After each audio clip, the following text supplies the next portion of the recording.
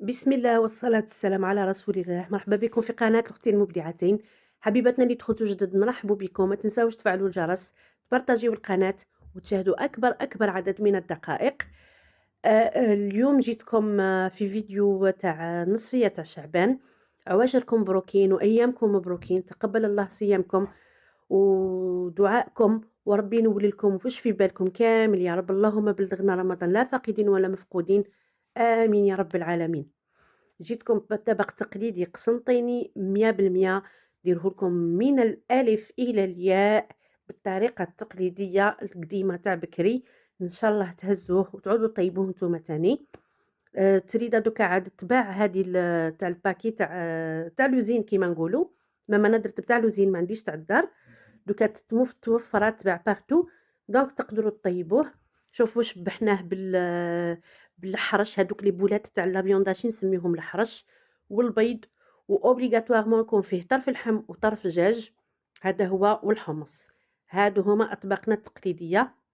السلطه كيكونوا عندي العجائن هكا دايما جديد، سلطه سامبل فيها سلطه خضراء خيار طماطم زيتون وفقط. مقبلات درت حميص حار، درت المقبله هذه تاع الباذنجان مشوي، وعندي زيتون مرقد في زيت زيتون والزعتر والحبق. وللسهرة درت هاد الفايتي هذا تاع فيه نوتيلا، ماشي نوتيلا كي نقولوا نوتيلا فاصون دو بارلي اون بات، هذيك الشوكولا للطلي والتفاح. تبعوا معايا وصفة رائعة، وكاينة مفاجأة تاع الصح في هذه الوصفة غير ما تعطيوهاش. تشوفوا شكون يخدمها وشكون يهدر فيها. مفاجأة كانت حتى ليا، أنا ما كنتش حتى متوقعة بلي رايح واحد يكون معايا وأنا نخدم فيه. تبعوا ما تراطيوش. بسم الله توكلنا على الله. كيما قلت لكم اطباقنا التقليديه دائما طرف اللحم طرف الدجاج اوبليغاتوارمون، والسمن ضروري جدا جدا. سورتو الا كانت المرقه بيضاء لازم يحضر فيها السمن باسكو راح يمد يبان فيها فريمون وتبان البنه. حطيت اللحم والدجاج، حطيت البصل كنت رحيته جدا جدا جدا، مغرفه سمن، شويه زيت، ملح، راس الحانوت، وفلفل بيض ولا رمادي اللي عندكم. الفلفل الكحل ما يجيش في المرقه البيضاء. وكاين ناس بزاف تاني ما يديروش راس الحانوت في الاطباق هادو التقليديه وفي المراقي البيض. انا سامحوني مي ضروري جدا جدا يحضر عندي راس الحانوت، بلا بيه ما نقدرش نطيب. ها هم حطيتهم كامل. انا درت في لاكوكوت لهنا قد نقلي فيهم مع قلنا الزيت والسمن. قليت عليهم ومن بعد قفلت عليهم باسكو هاد التقليه هادي درتها الصباح. طفيت وقفلت عليهم لا كوكوط وخليتهم يقعدوا في هذاك لي زيبيس تاعهم، باسكو مالفا كي نكون معوله اللحم تاعي نداويه في الليل ونخلي لي زيبيس يدخلوا فيه. كي ما درتش هاد العمليه في الليل درتها الصباح نفس الطريقه، وشويه انا قليت برك وقفلت عليهم. العشيه كي جيت رايحه نبدا نكمل نطيب، عاودت لهم تقليه خفيفه برك ومرقت عليهم بما سخون، قيس ما يتغطى برك هذاك الدجاج وخلاص ونخليوه يطيب. لا عندكم لا حبيتو طيبوا الحمص وحده على جهة طيبوه، لا ما حبيتوش ديروا كيما مالفا ندير، تحطوا كومبريس تكون جديدة، تحطوا فيها الحمص تاعكم اللي كان ديجا مرنخ ولا مشمخ، وتقفلوا عليها وتحطوه يطيب باش ما يتفتتش وما يدخلش فيه البصل. هذه هي التريده، هذه هي التريده تاع الموس ولا تاع الكسكاس. مالفين نديروها تقليديه عندنا، مالفا نجيبها معايا من الجزائر تقليديه. دونك كي ما عنديش عندي عامين ما روحتش خلصت لي، مي كوميم عندي هذه. هذه جابتها لي ضيفتي مرة، عاقلة عايب نقول لك شكرًا بزاف طرح فيها البركة ودرت منها قداه مرة، مي هذه هي الأخرى. تاني ما عليهاش ديباناتني، ما تصرالها والو، ما تلقزت ما تلبزت. صفيتها في السيار ولا في الغربال، نحيت منها هادوك المكسرين والشوائب، كيّلتها. حنا نكيلو دايما البلات. هي التريدة ما تزيدش بزاف، كي تزيد غير شوية ماشي كيما الشخشوخة. الشخشوخة دير دوبل، إذا كان كيّلتي داك البلات راح يمد لك زوج، مي التريدة تمد غير واحد هذاك وتزيد غير شوية. درت لها شوية تاع زيت وبديت نخدم فيها بيديا. المهم الزيت يدخل كامل الحبات هادوك تاع التريدة، كي نفوروها بالزيت رايحة ما تلصقش في بعضها وما تلصقش في الكسكاس. هاهي ونحطوها في الكسكاس تفور. هذه الفوره الاولى خلاص، هي كامل 3 فورات تقريبا. دوك هذاك اللحم كي طاب والدجاج نحيتهم لان راني زدت برك طرف الدجاج من بعد يعني دائما كبيره دائما نحب نزيد.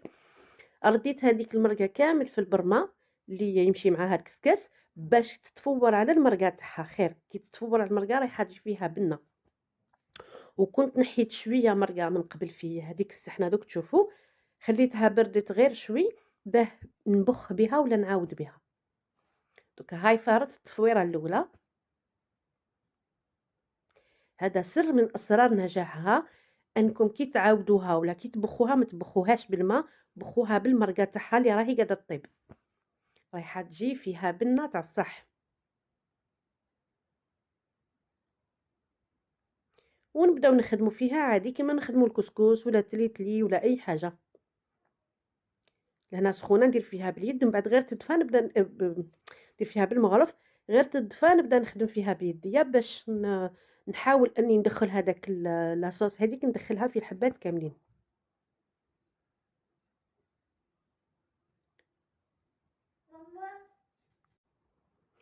هكا وحنا نزيدو في هذيك لاصوص بشويه بشويه، نشوفو هكذا كل ما نحسوها باللي شاحت ومحتاجه تطبخ نزيدو لها شويه.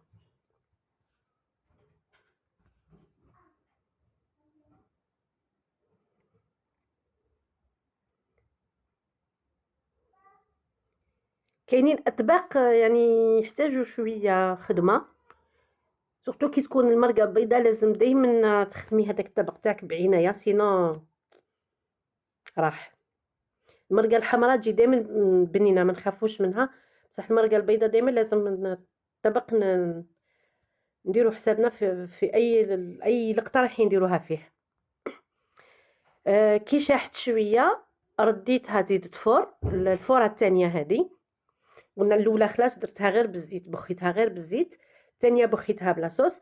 دركا هذه كي فارت نزيد نعاود نبخها بلا صوص هذيك تاعها ونزيد نفورها وخلاص. فوره بالزيت وزوج فورات بلا صوص. شوفوا دركا لهنا نشوف فيها ديجا هاي بدات تطرى، وشوفوا كيف راهي ما لصقت في بعضها ما صرا لها حتى شيء، كل حبه وحدها. قلت لكم هذه راهي تاع لي باكيه اللي تتباع تاع لوزين. كي تفارت طاب كل شيء اللحم تاعي والدجاج، حطيت الفلفل الحار وحطيت الكعابر تاع الحرش يطيبوا. الحرش هو الكفته، كويرات تاع الفيونداشي الكفته اللي نديرهم كفته كي يرافقوا الاطباق هادو المعجنات التقليديه نسميوهم الحرش، ولا نحطوهم تاني في الجاري نسميهم الحرش. وهذا الفويتي تاع شوكولا طلي والتفاح، هذا واش احتجت فيه اون بات فويتي، حبه ولا زوج تاع تفاح وشوكولا للطلي فقط. قصيت تفاح قشرته، نحيت له هذاك القلب الدخلاني تاعو، درت حبه كبيره وحبه صغيره، حطيتهم في كاسرونه في مقله في اي حاجه تحبوا. حطيت له غير شويه تاع السكر كيما شفتوا مغرفه ونص من الكبار وخليته طاب حتى دبال. كي يبرد هاني دوكا نكمل فيه. لهنا اللي جات لا سوربريز، انا بديت نخدم وهما امير وبنت جارتي جاو، بدات تهدر سبونتانيمون خليتها اسمعوا لهم. Après, on passe à l'autre côté. Donc, on refait la même chose. Pensez bien à vous abonner, surtout, hein. C'est important. Bah, on continue toujours. Faut pas arrêter. Tu sais au moins ce qu'on va faire? Non. T'as une idée de... Je sais pas. On va faire du Nutella. Oui. C'est sucré, donc je vous informe que c'est sucré. Donc là, on va mettre une bonne couche de Nutella. Voilà, t'as bien compris voilà. le principe. Le principe, là, bien compris. Au milieu, on touche pas les petits traits. Donc sinon, ça va gâcher. Voilà, on étalez bien, surtout n'ayez pas peur. Allez, étalez, il faut bien étaler. Faut être généreuse, madame. Hein? Bah oui, hein. Faut être très généreux. Voilà. Pas avoir peur. Ah oui, il faut bien en mettre. Hein. Et je vous conseille d'acheter donc le Nutella de Lidl, pas très cher, vous voyez. Sans huile de palme, surtout. Ouais. Sinon, Amir, il la mangerait jamais.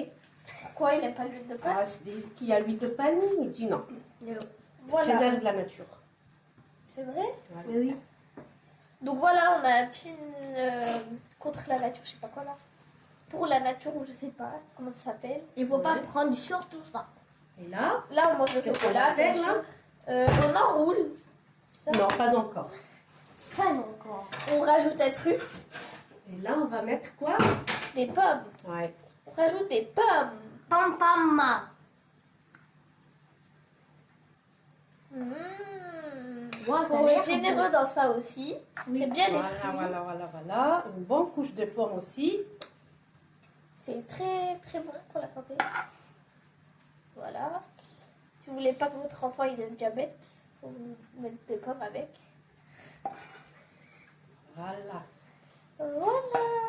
Voilà, il faut être généreux.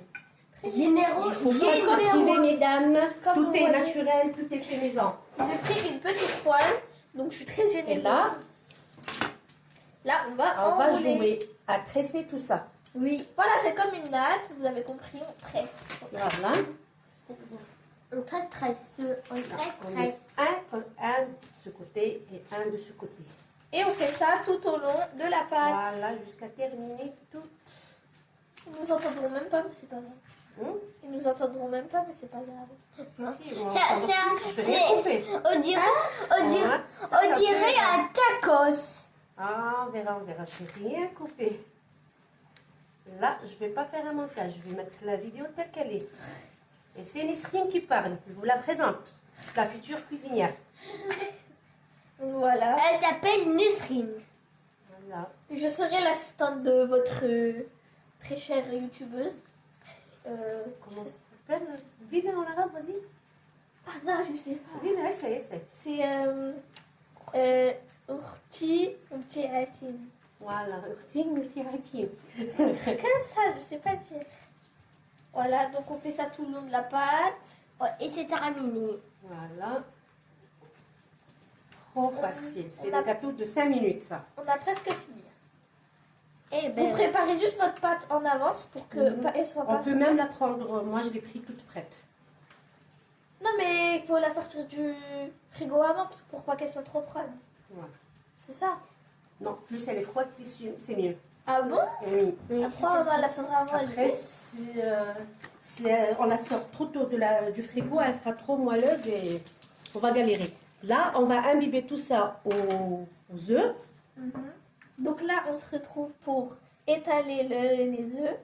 Prends encore plus. Donc, on en prend bien beaucoup. Hein. On étale Ouais, dans tout le long de la pâte. et comme ça et comme ça. Non, de l'autre côté, pour ne pas Ah. les sortir comme ça. Je me suis trompée, Ouais. donc on fait comme ça.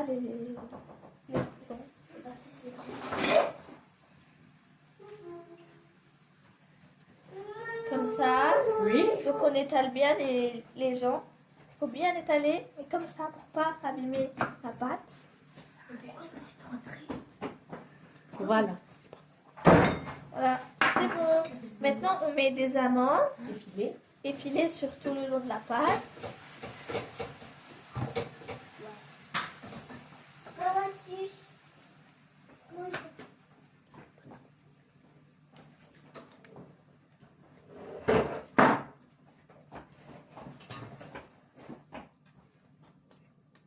Bien tout partout. Faut être très généreux comme le Nutella et la pomme. Voilà. Et on enfourne à combien? On enfourne à 220 degrés. Notre four, il est déjà préchauffé à 220 degrés. Voilà. Voilà, merci mademoiselle Nesrine De pour, rien. d'avoir participé à cette recette.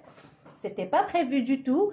Et comme tu étais là, tu m'as bien aidé. Merci. On verra après, une fois le feuilleté Nutella cuit, on verra qu'est-ce que ça donne. C'est une première pour moi. À tout à l'heure. à tout à l'heure les gens.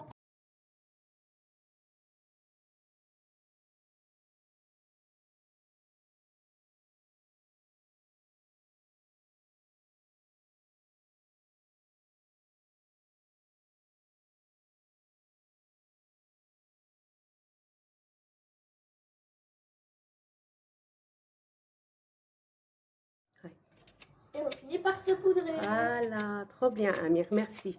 De rien. Stop, stop s'il te plaît Arnab. Avec l'aide de Amir. Voilà. Un très beau gâteau. Voilà. وهاكم شفتوا الجاتو تاعي ساهل ماهل كيما يقولوا ان فري جو دونفون.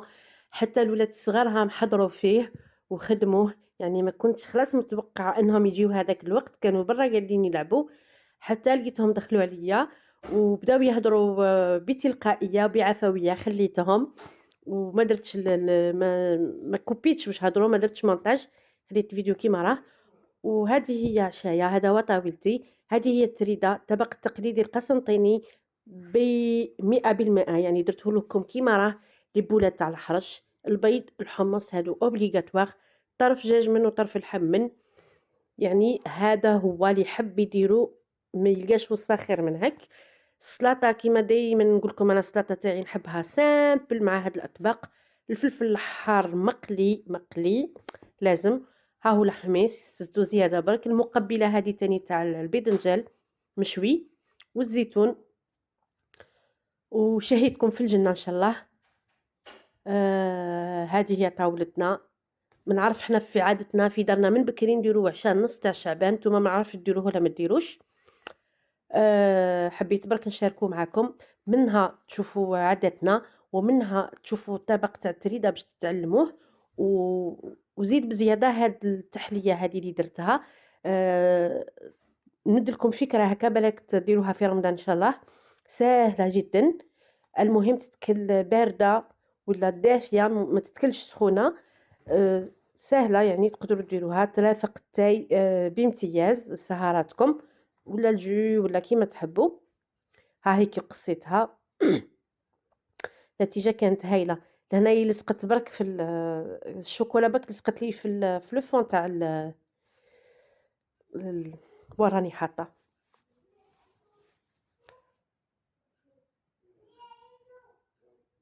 ان شاء الله تجربوها